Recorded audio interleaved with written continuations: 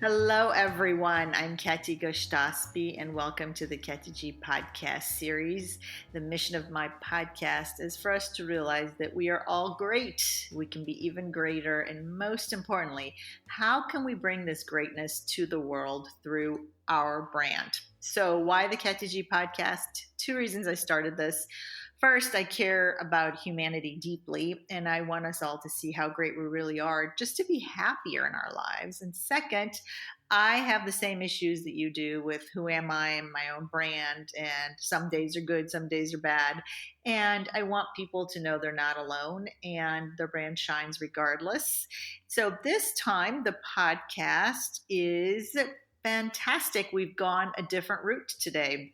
We are talking to Kelly and Ray from Honey Pot Productions. They are an all-female production company, and they've got this amazing documentary feature film on asylum seekers in the U.S. And welcome, Kelly and Ray. Hi everyone. We've got like twins on the line. That's hilarious. Sorry, we sound very similar, but I'm Ray and I'm Kelly. Fantastic, ladies. So it's so interesting. I was thinking back to how you and I met. So for the audience, last month or maybe a month and a half ago, I did a podcast interview with Judge Ashley Tabador on my Women Lawyers Making a Difference podcast subseries. And in there, she was speaking of immigration law reform because she is the president of the National Association of Immigration Judges. And Kelly and Ray happened to listen to that podcast, and Judge Tabador let me know, and now she's in their feature film, the feature documentary film on asylum seekers, and I thought they were fantastic. These two women are up to great things, so I wanted them to share their wisdom with the listeners in this podcast. So Kelly and Ray, tell us a little bit about your background and your story and how you got into this line of work. It's fascinating. Thank you so much for the beautiful introduction. Again, I'm Ray Soretto. I'm the director of Seeking Asylum. And so a little bit about my background. I'm a documentary filmmaker and photographer. I've worked with refugee communities all around the world with companies like UNICEF and Operation Smile. And I would create content for them, videos, photos. And I spent a lot of my time with the women at these camps.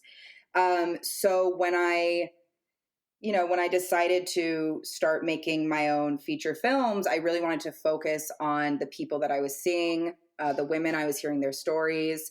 And when I've known Kelly for a really long time in New York, and we actually worked at the migrant caravan together down in Tijuana on a project. And I told her of this idea that I had. I really wanted to do this story of women refugees. And that's how we started working together was this idea. And then now we did a short film at the migrant caravan camps in Tijuana. What was that, 2 years ago? A year ago. Oh man, a year ago. It's been a long time. And from that short film, we got some incredible press. We won an award. It was this incredible experience of sort of telling these women's stories, like I was saying. And then that sort of led us into our feature film, which we'll sort of get into a little bit later. But that's a little bit about me.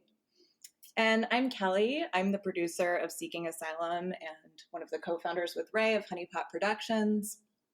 My background's a little bit more varied than Ray's. I was an artist in art school in New York. That's when I met Ray. I was a painter.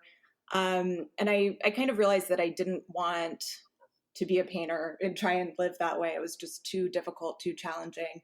And so I was looking for a career that was creative and allowed me to make money and do things that I wanted to do, but also scratch that creative itch. And I kind of fell into producing, which was really unexpected for me, but a great fit because I always kind of had this other business side of my mind that in addition to the creativity, kind of I was able to do stuff that a lot of artists aren't totally able to do.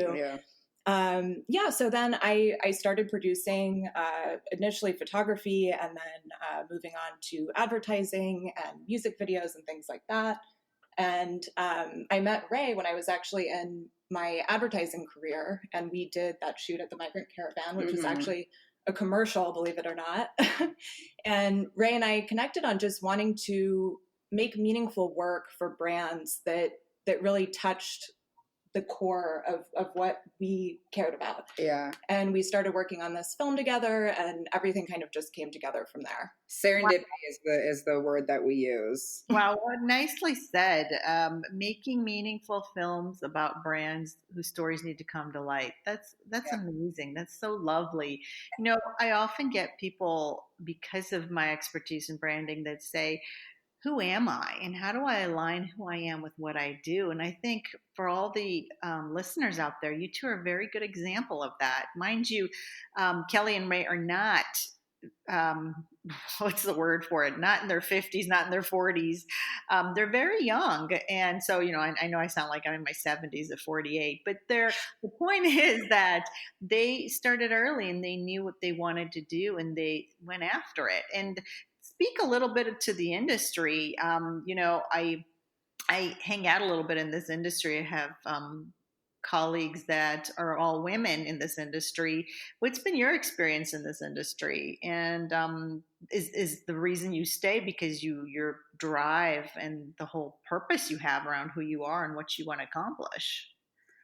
I think that it's sort of key to note that, like, you know, we seem right now that we have everything together, but this is like a combination of like years and years and years of like testing the waters, you know, dipping a toe in this industry. I mean, I used to work at magazines, you know, at Rolling Stone, and then I went and I worked, you know, on a TV show for a couple of years. So it was basically, you know, like all of these different jobs and all of these different experiences. And now we have it all together because we tried all these different things. You know, Kelly's like, I worked in advertisement, which really, you know, speaks to our, you know, the branded content that we do. And then I used to work in television production, which now speaks to the feature film that we're making. So I appreciate now we sound like we have it all together, but it's definitely, it's a journey, you know, it's a journey.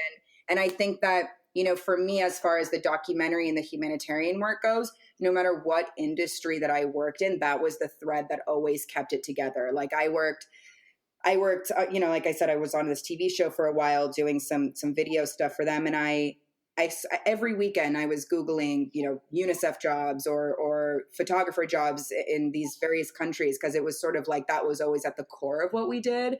So I think that, you know, for people that are listening, just know what your core values are and try out different stuff, but just, you know, that'll always bring you back. And if you listen to that, that'll always like bring you into some sort of alignment with like your greater purpose and what you should be doing. Well said, really well said. You know, I always say, you know, it's a marathon, it's not a sprint. And it's literally the same language I use that you guys just used, that, you know, a star is born and it's an overnight process, right? That took so many years, right, to get to where we are. And we're still growing and learning. You know, no one's got it all together all the time. That would be really fake, and authentic brands win. So I really appreciate what you're saying, that it's an exploratory process and everyone has to take their own paths. But what's important is that you stay focused on clear on your core values, like you said, that can never lead you astray. In fact, that's a huge part of the development process for developing brands, excuse me if I can say the word,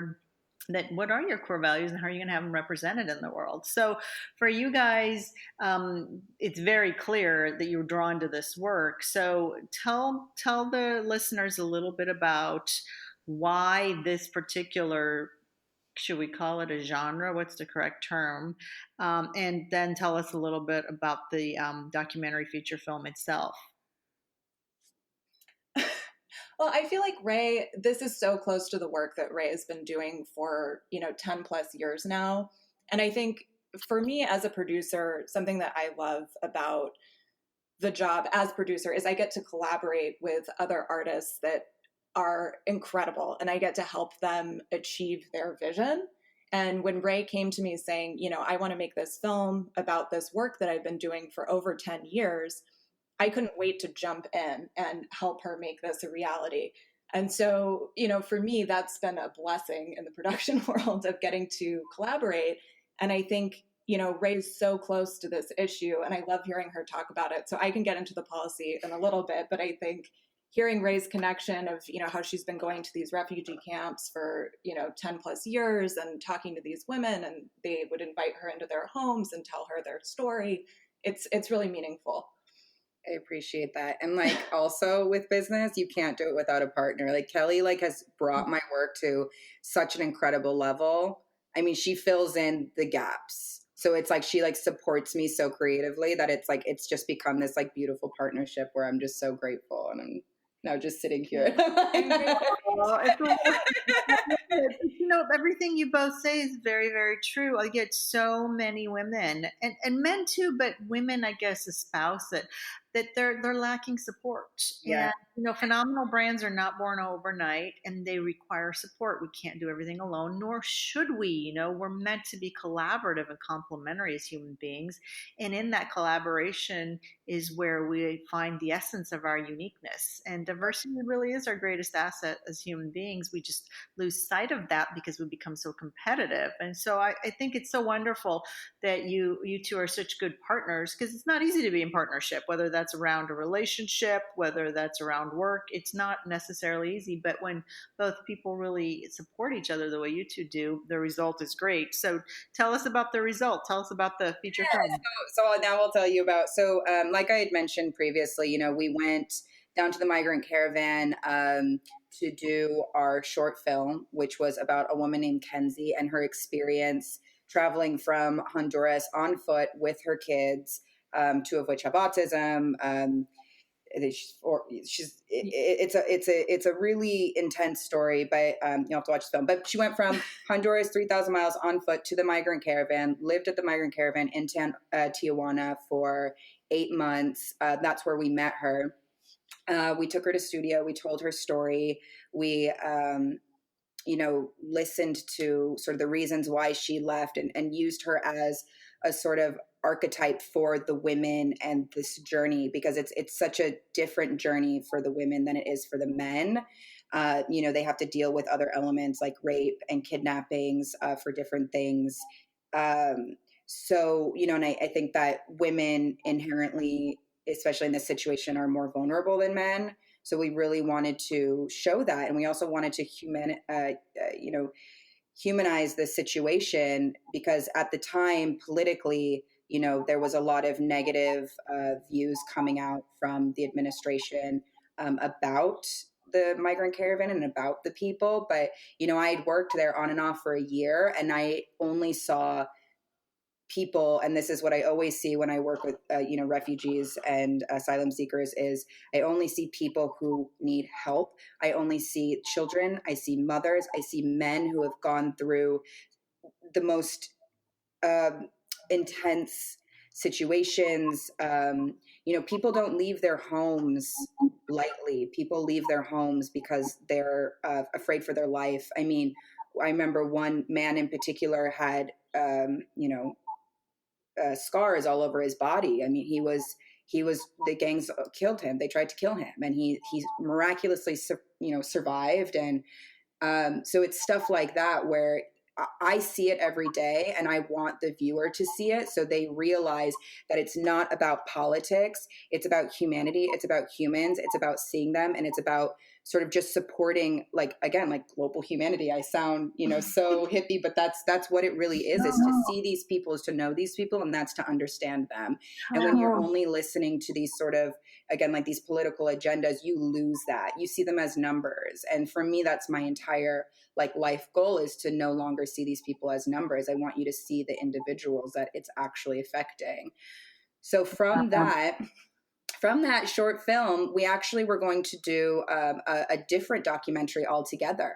And and then we went to Sundance in January. We met some incredible investors, and then February rolls around, March rolls around, and COVID happened. And Kelly and I were on the precipice of making this feature film after our short, and we were like, what the hell are we going to do? We're like, there's no way that we're doing this other documentary that we had in mind. It was a global story. We were going to go to refugee camps all around the world. And we're like, there's just no way that's going to happen now for the foreseeable future. So, you know, we started brainstorming. I think a month went by. We were like, I guess we'll just put a pin in this. And then we we contacted our field producer in Mexico. We're like, well, we released the film with Kenzie. We told her story. Again, it was a short. Let's see where she's at. We had an article coming out. We wanted to figure out what had happened to her, because I think a lot of the time when you work with refugees, you lose track of them. It's a very transient life. They don't have a lot of cell phones. So we tracked her down. We found out, she was still at the church. We found out we found her new number, or she had left the church. We found her new number. We contacted her, and like in the most insane turn of events, she was in Los Angeles with her kids. Now, while she's in Los Angeles, our minds are like exploding because it's the beginning of the pandemic. She got in a week before.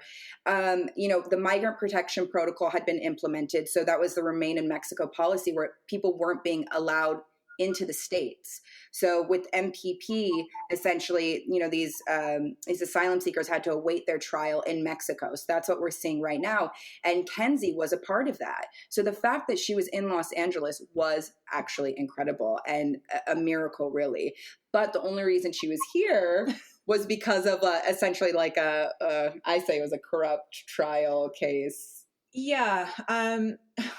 Basically, what we ended up finding out is that Kenzie finally had her asylum court case in San Diego, and she went, and the judge kind of coerced her into withdrawing her case, which is something that now that we're working on this film, we've found out is actually pretty prevalent and has been going on very common for years and years and years. I mean, back to the Reagan administration, there's data of this sort of coercion to try to quickly expedite people out of the country or, terminate their case. And anyways, she agreed to withdraw her case, not understanding what that meant. Now that we've learned a lot more about trials too, we've found that, there isn't simultaneous interpretation going on. So basically, a lot of the time, the asylum seeker, and in this case, Kenzie, she doesn't speak English. She has a first grade education. She can't read or write. She didn't have a lawyer. So she's trying to present her case to this judge, and only some of the case is being interpreted back to her. So she just didn't understand what she was agreeing to do, and she withdrew her asylum application. And because it was right at COVID, and this is so crazy, they couldn't deport her back to Mexico because of the rules of the Remain in Mexico program. Mexico only takes people with active cases. So because she didn't have an active case and she's not from Mexico, she needed to be deported to Honduras instead of back to Tijuana. And because it was right at COVID, they didn't have the capacity to deport her to Honduras at that moment. So they let her into the States. She happened to have a friend or a family member in Los Angeles that she was able to stay with. And she somehow made it into our backyard, basically within this 3-day window. It's pretty unbelievable that things turned out the way that they did. Yeah.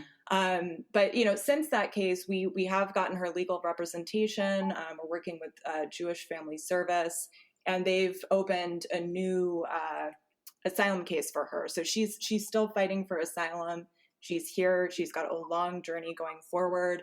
But it's just the way things have worked out have been pretty unbelievable as far as we're concerned. And what we've heard from others. And exactly the right ways, right? Yeah. So much to unpack there in that story right there and what you guys are up to, particularly for me. So I always considered myself an immigrant. We left Iran in '79 with 2 suitcases, thinking we were going to stay in the U.S. for 2 weeks until the unrest died down and we could go back because we weren't Muslim and we didn't know what else to do. And we never went back, right? So all these years, I'm 48, I was 6 back then, I thought I was an immigrant. And then about 8 months ago, my editor for this new book said, "You do realize you're a refugee, not an immigrant." And I said, "What?" And she said, "Yeah, there's a difference. Immigrants choose to leave. You had to leave." And so it reformatted my entire thinking of who I am in a weird way, in a good way. And it added a whole layer of interest about myself or myself as a brand. And so I really, really get the plight of the refugee. We didn't have it as nearly as bad as this, the story that you're telling, and we're forever grateful. But everyone has a different story. But the whole point, I think, is that we're all human, right? And at the end of the day, people are people, and borders exist for a reason. And as a lawyer and a refugee and a branding expert, I can speak to all sides of this. And it could be intelligent conversation. But at the end of the day, we're all humans trying to survive and thrive and collaborate and cohabitate, right? So there's a co-feature here that I think gets lost. And I was hired last year to keynote a conference, and before I got up there, the president of the organization got up to introduce me, and he started crying, and and and he said, I just started to think about Katy's story of being an immigrant, and if we hadn't welcomed her and put a warm blanket over her, basically, with all the love we showered on her as an immigrant and a refugee, he said we wouldn't have had this great work product out of her and this great person that supported and helped so many of us in business and personally. And then everybody started crying, and I told him, you can't make the keynote speaker cry before she starts. So I thought that was a very beautiful, poignant way of putting it, right? That everyone has a contribution to make, and it's just a matter of how we choose to see people and accept them. So if you had to summarize what you want people to get from this feature film, what would you say? What's the biggest learning you want people to get? Well, I think, in addition to the humanity, which I think is a huge part of it, and Ray really touched on that, it's also that these policies that are in place, and I think there's a big asterisk because the Trump administration has done the most out of any administration, far and away, within the past 4 years. His asylum policies have been pretty outrageous in terms of going against, our refugee laws and our asylum laws and things like that. But, asylum seekers haven't been treated well for a long time. And we've seen throughout, various different administrations that they actively try to discourage asylum seekers from coming here. And they put in these policies that are so complicated that nobody can understand, even lawyers don't understand them. And so what we're really trying to teach people is that people have a legal right to come here and seek asylum, and they have a right to a fair trial and to be heard, and to plead their case before a judge that's impartial, and have legal representation as well. When they go to court, it's not like there's a public attorney that they can get. It's either they find a pro bono lawyer, which they're few and far between, or they're on their own. And these are people that have suffered severe trauma. It's not, as it's not people just deciding to leave one day for fun. They're fleeing for their lives. They don't want to leave, but they have to. And then they're having to tell this story to try to get protection here, which they're legally allowed to do.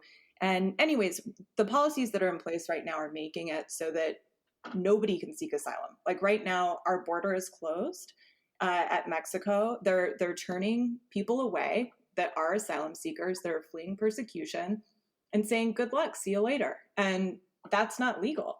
So we're trying to educate our audience about that, and that, you can have a voice. You can stand up for asylum seekers and, go against these policies and urge, your congressmen and women to do the right thing. Vote in the upcoming election, please. And, that's kind of, we're trying to educate, I guess, about policy change and things like that as well in the court system. And then also show the human side as you watch Kenzie walk through all of these things. Because I think that another thing that we really want to, emphasize is like, this movie is not a liberal propaganda. I mean, this is for people on both sides, because, I think that no matter what side you fall on immigration, I think that everybody can agree that the system is unbiasedly broken. And that's one thing that we really want to address is sort of how do we fix this, like Kelly said, so everybody can get a fair trial.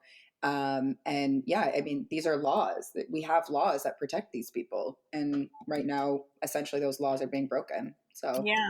So, as a lawyer and a refugee, I can tell you, yeah, I agree. I learned a lot from my interview with my friend Judge Tabador, because I was not an immigration lawyer. I was a securities lawyer before I picked up my second career. But what you said about people having a voice is very important, because so many clients say that to me. I can't find my voice. I can't find my voice in business. I can't find my voice personally.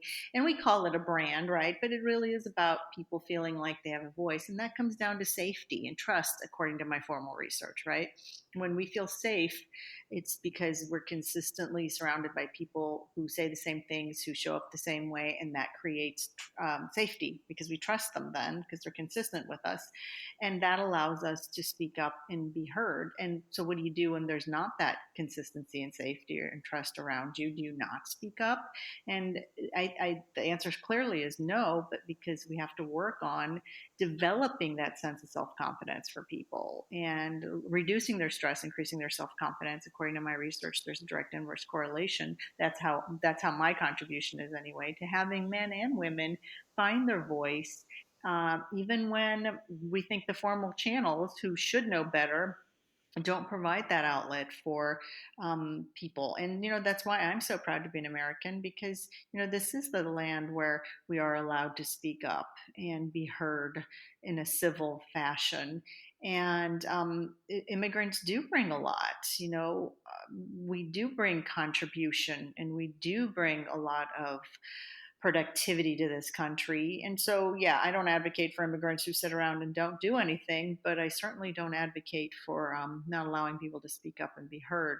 So, on that note, let's see what we can do for you guys, because you guys are helping out so many people with this amazing feature film. So, let's switch to part 2 of this podcast, where we talk about a challenge that you guys are facing, or something that you want to get coached through. And as I always say, listeners love this so much because they learn from you as you go through the process with me. And it takes a really great brand who's going from good to great, or great to greater, to say, hey, I need support. Hey, I have a question. And people learn from what we're going through. So what's on your mind, Kelly and Ray, and what can I support you through? So, we sort of were thinking that, what Kelly and I do as far as the work is really authentically us. And we have a hard time doing like sort of these unauthentic things you need with business. So the social media for us feels so unauthentic, and, sort of having to like be the salesman of ourselves. And, because I think that we consider ourselves like doers, and we consider ourselves like really hard workers. And this sort of other side, this other salesman showmanship side, I think doesn't come very naturally for us, especially with the nature of our work, because we don't want to like, it's this, social media is like bragging. Like, I don't want to brag. I think with our work, we really try to stay out of it and, be kind of hidden behind and let, these other people have a voice. We're trying to shine a spotlight on them and raise awareness for them and let them be seen and heard. So for us to be inserting ourselves into the story feels, I think, as Ray said, pretty kind of inauthentic for us, and showy, which we typically shy away from. No, so. Yeah, we're not showy. So this is a really great question. Thank you so much for bringing it up. I never know what people are going to touch on. This is a question I get from everyone. People sign up for branding boot camp. People show up at my door with this desire that, hey, I realize that whatever I'm producing, whether it's a widget or a service or feature film, needs press, needs to be out there. And so I need to represent it, because guess what? The film can't represent itself. If you're a lawyer, the business can't represent itself. There's humans behind the scenes that resonate with an audience, not the product or service. Just 78% of everything you and I buy is not based on content. So for YouTube, while the feature film may be amazing in and of itself, I am inundated with information and data, bombarded. I'm over texted, over tweeted, over caffeinated. I can't form a sentence to save my life, and I can't focus long enough to decide, hey, I want to watch this feature film or even pay attention to you two. So who you are emotionally has to resonate with me louder than anything. So I stop and express my values by giving you attention. So that's how I always tell people to reframe this topic for themselves.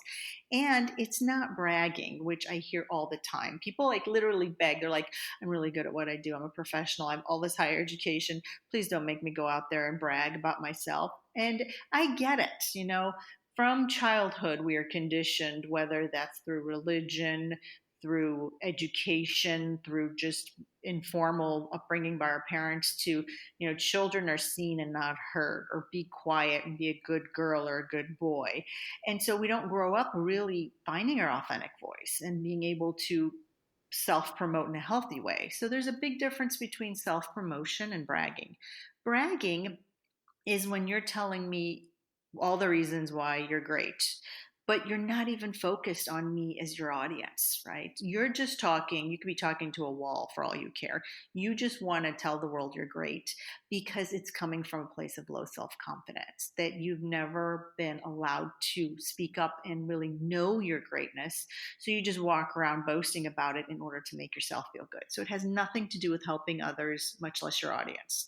Healthy self-promotion is when Kelly and Ray come and say, look, we're really good at what we're doing, and this is our story. So it must include your story.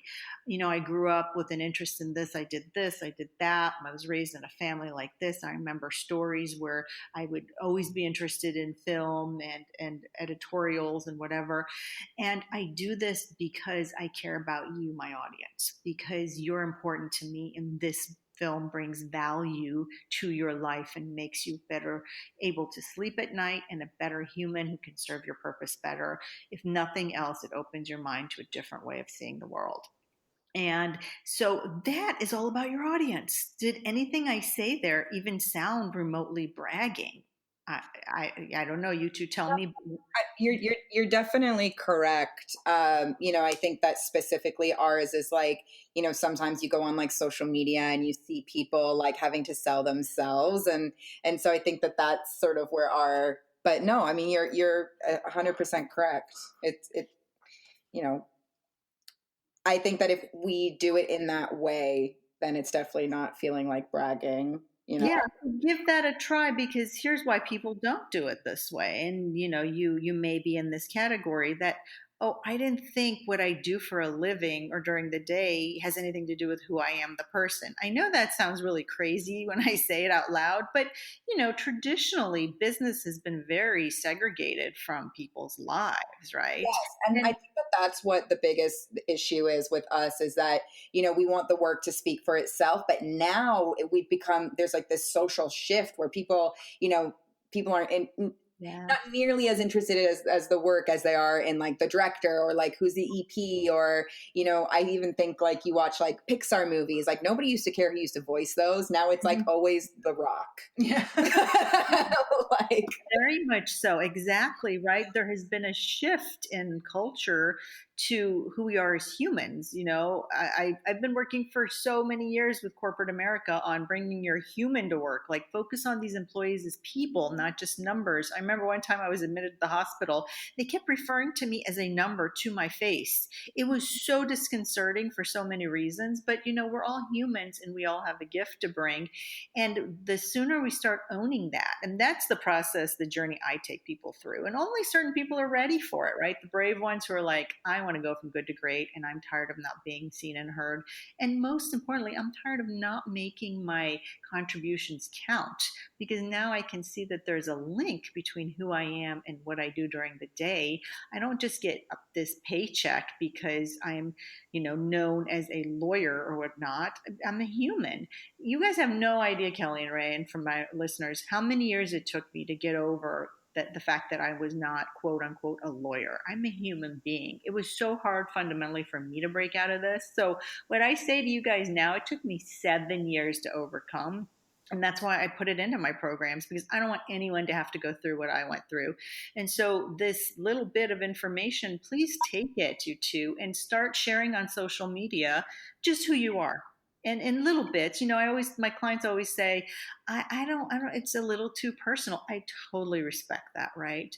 And I always tell everyone, we're going to bump up against your comfort zone, but we're not going to ask you to do anything that you can't own naturally, because authentic brands win. And if it's not natural for you, it won't land very well in your audience and you'll feel uncomfortable, and why bother, right? But just experiment a little bit at a time. Great brands are also flexible and malleable, and just put a little bit about yourself out there and have people come back and want to know the rest of the story. And from there, then the film will get much more press that's organic and natural, and you guys will feel good about it because it's part and parcel of who you are, which is why you're sharing this story. Does Yeah. that make sense? Yes. 100%. The only thing that was going through my mind is like, Kelly and I have been putting off doing this like business photo shoot. And I'm like, oh, fine, Katy will do it. I was wondering why you were responding like that. Yes. I love I know, because you're like the reminder of my to-do list that we've been putting off. Like, because Kelly and I, we know we're applying for all these grants right now. And that's like the one thing is like, we don't have, the only photos of us together are like in refugee camps, like covered in dirt and sweating and no toilets. So it's like, so we need like a good. I will tell you guys, though, those pictures are the most important pictures, as you well know. You know that better than me because of your expertise. I'm by no means telling you how to do your job. After I'm going to send you those photos, you'll urge me not to post them on social media. No, but those have to be juxtapositioned around who you are during the day. So I'm hoping for this photo shoot. This is the other tip I give all my clients. Please do not dress up in something that you normally would not show up in. Like, I don't see you two as suit people. I'm not sure I see anybody as suit people anymore, but Sweatpants is Honey Pot Production 2020. All right. So wear what you authentically are, and so people can see, different aspects of you. People always say to me, is my personal brand, do I turn that off when I go to work? I'm like, no, you go wherever you go. You just shift it for your audience a little bit. So make sure your social media audience sees at both sides of who you are. That's why the before and after stories are so exciting, right? You guys know that better than me. So cleaned up, here's what I look like. I'm still in my sweats, but and this is me, not in some weird, awkward, strange pose that these photographers like to do, like we're Gumby and they bend us in strange ways. But here I am just smiling, sitting at my desk. We don't need action shots. We just need that aspect of you. And that will actually, I'm sure you guys have been impacted by COVID financially too. You guys would be out there really, hitting the ground running, raising funds, because this endeavor is not cheap and it's not free, and you need support. So support comes from people who see your great story and see you before and after, or in the field, and I mean, it's office and support the people. It's so indicative of the time that we're living in now. Everything's shifting to this sort of online platform. So it's good to get this encouragement, because you're right. Like, even as far as fundraising, like I was saying, like Kelly and I in January, February.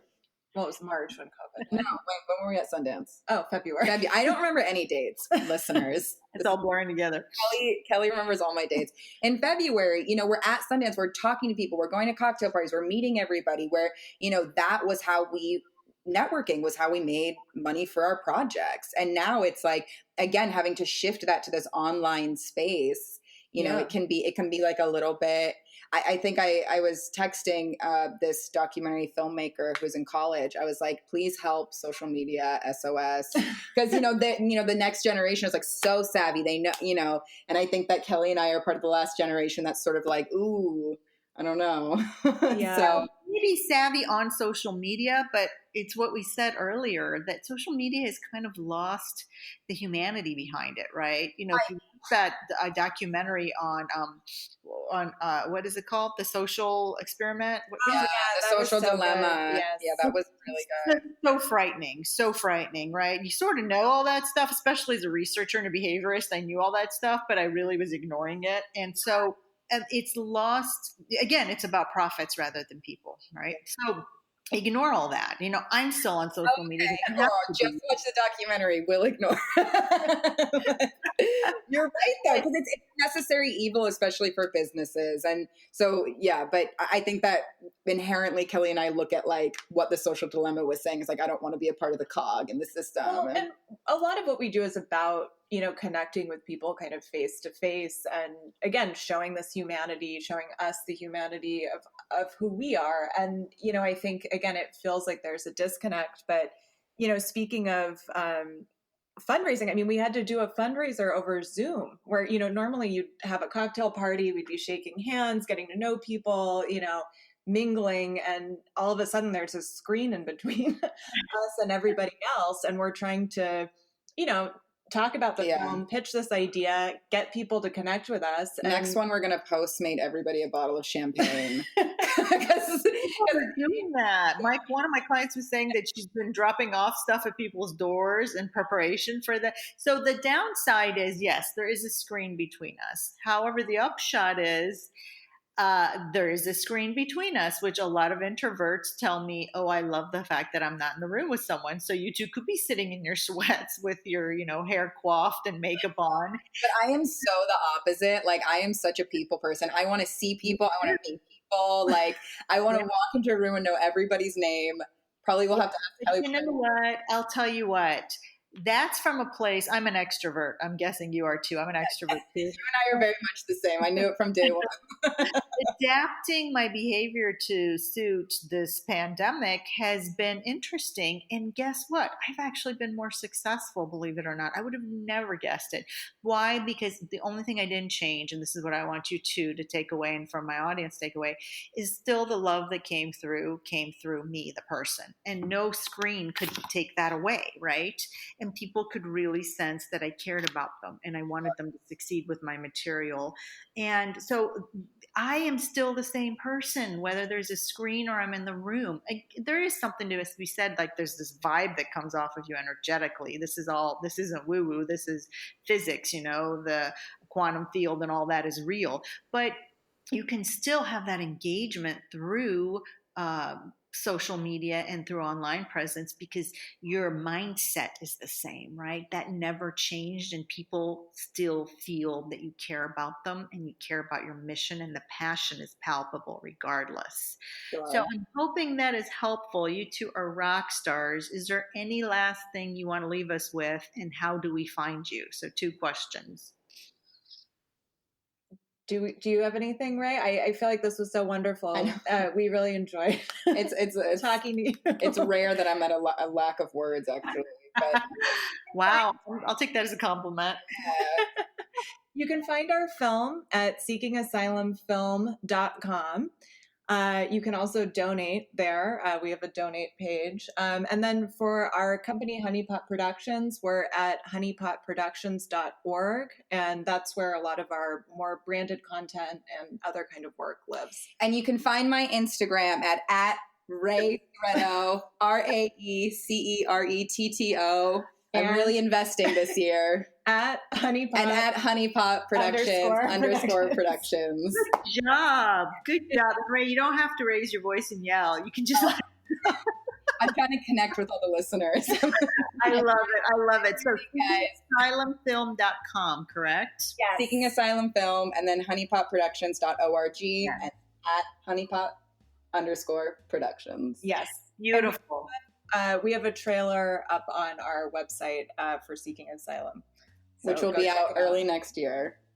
Fantastic. So, look, I'm really super proud of you, from one woman to another, as a refugee, as a lawyer, however way you want to look at it. I think you guys are extremely accomplished.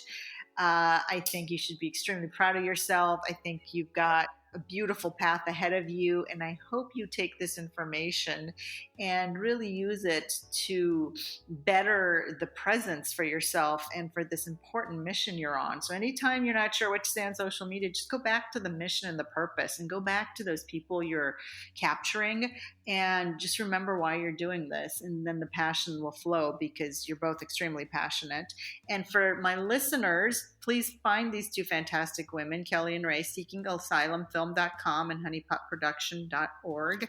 And of course, then Ray's Instagram handle.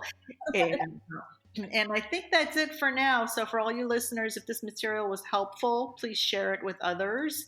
Please listen to the other podcast episodes where we cover other fantastic people on a mission doing great things, whether they call that healing or whether they're lawyers or in whatever capacity they're up to beautiful things just like you do. And if you'd like to be interviewed, drop me a line and we will take applications. And until next time, Katy G out.